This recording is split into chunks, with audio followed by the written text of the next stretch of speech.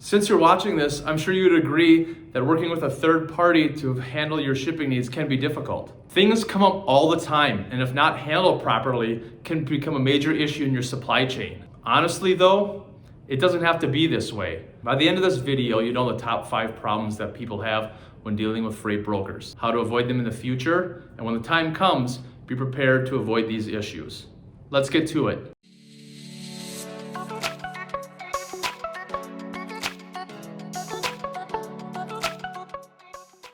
Hi, I'm Eric Metzo. I'm a National Sales Manager here at ATS Logistics.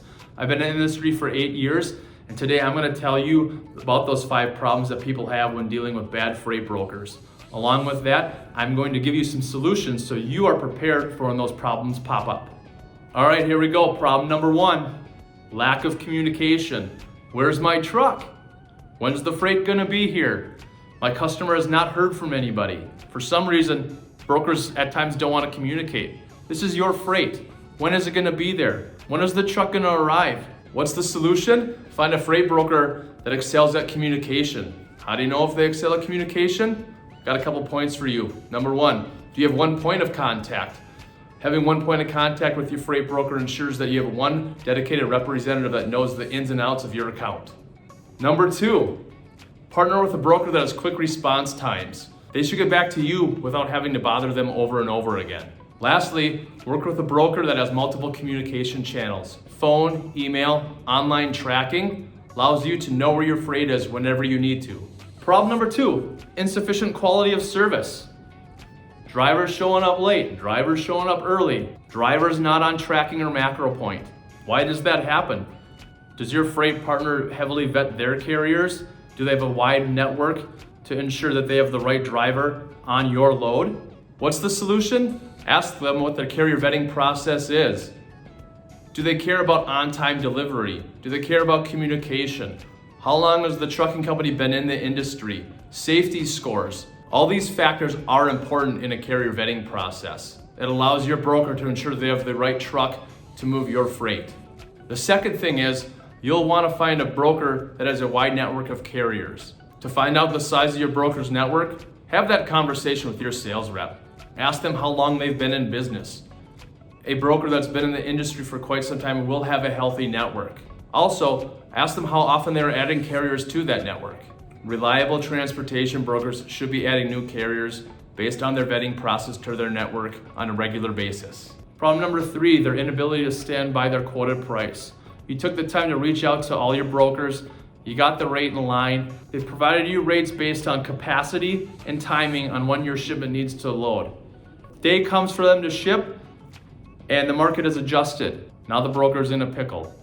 Are they able to cover your truck at the quoted price? Will they come back to you for more money?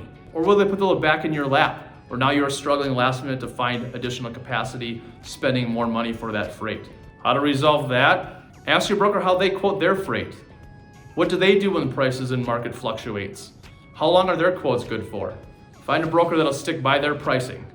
Problem number 4, accountability issues. It's trucking.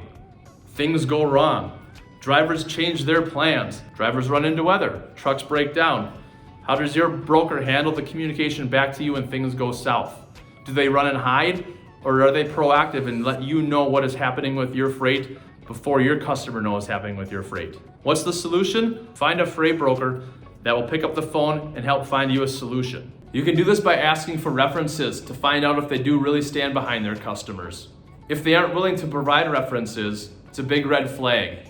Any business that provides quality service has nothing to hide. Problem number 5, there is no guaranteed capacity in freight brokerage.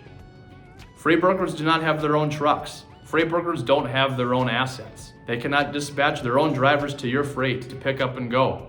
They rely heavily on their partner carrier network to provide trucks for you when you need it and where you need it. Along with that, it's a very low threshold to get in the trucking industry. All you need is a truck and a trailer. Why does that matter? Drivers come and go, day in, day out. Does the freight broker have a big enough network to provide you a truck when and where do you need it? What's the solution? Give your broker proper lead time. The more time that you give them to work through their vetted network ensures that you have the right truck at the right price to show up at the right time. And finally, it's that carrier network again. The wider the carrier network, the more successful your broker is going to be to find you a truck when and where you need it. Wow, we made it. Now you have a better understanding of the common problems people have when dealing with freight brokers and solutions to those problems. For a more in-depth view on this topic, please check out our blog below. Thank you.